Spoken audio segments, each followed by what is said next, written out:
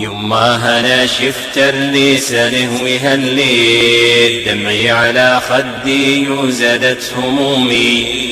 ضاقت بي الدنيا واستاحش البيت، ضاقت على جسمي وسع الهدوم.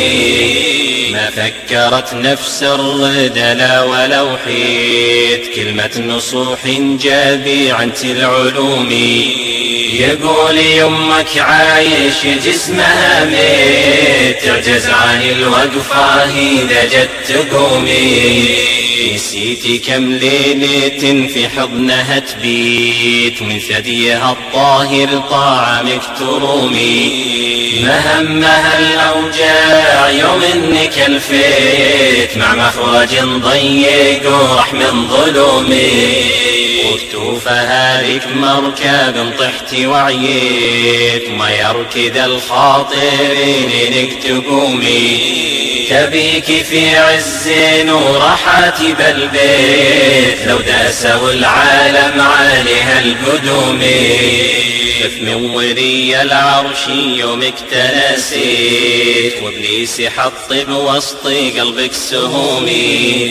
حزنها عليك فتيت الكبد تفتيت، ما تسمع تقول بزحف وقومي. يا ليت اشوفك واسعد القلب، يا ليت واجلس معك لو كان حق هضومي. هذا كلامك يمه بقلبي يوحيت، تترك سبب هجرة شيقي محرومي. ما ينفع الليل لا والليل صليت، لو الدهر كلها زكي وصومي. ما ينفع لو طاعت ربي وسميت، بريت وحقت وسط قلبي معدومي. من أول عايش في داخلي ميت، تحسب حياتي عز وثرم حرومي.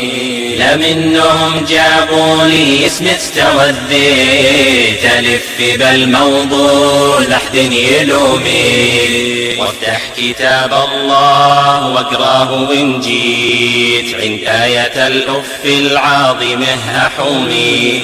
من يوم جاني عيال بل أمي حسيت، يا ليت مثلي كل عصر يقومي. تايب وبعد توبيت الحامي البيت، وارجيه يغفر ما مضى من جرومي. حقالوا مهما أعده لو أحصيت، من قاضي به يلقى السعادة تدومي.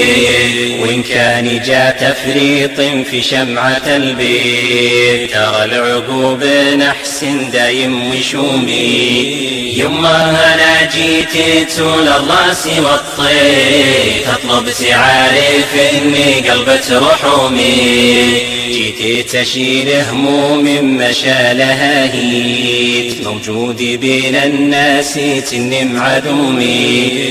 أنا سجين الضيق شبيه بالميت، أبيع نفسي نجلي ترضيني دومي.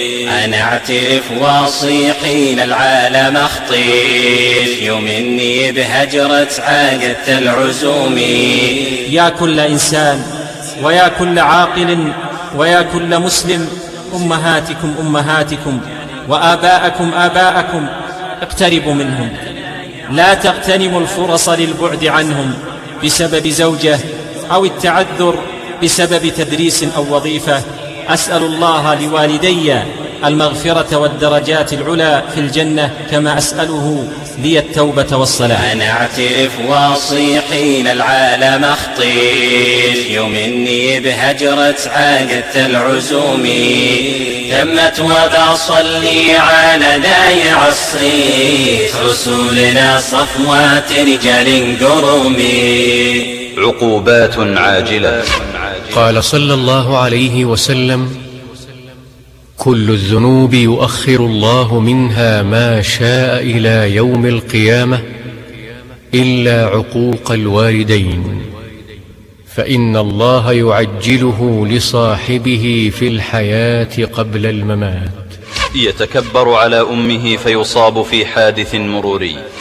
يقول أحد الشباب وكان عمره 27 سنة: وهو لا يستطيع الجلوس أبدا.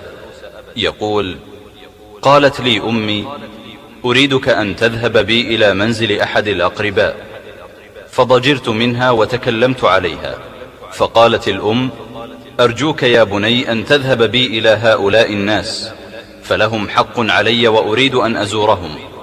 فقلت لها: بشرط، أذهب إلى هناك وسأعود بعد نصف ساعة بالتمام، وأستعمل منبه السيارة لمرة واحدة، فإذا لم تخرجي فسأذهب وأدعك. فركبت الأم وذهبت إلى هؤلاء الأقارب معه، وبعد نصف ساعة جاء الابن واستعمل منبه السيارة لمرة واحدة، فلما لم تخرج الأم ذهب وتركها. فلما ذهب كان مسرعا بسيارته، فحدث له حادث مروري، وكانت نتيجة هذا الحادث أنه لا يستطيع أن يجلس أبدا.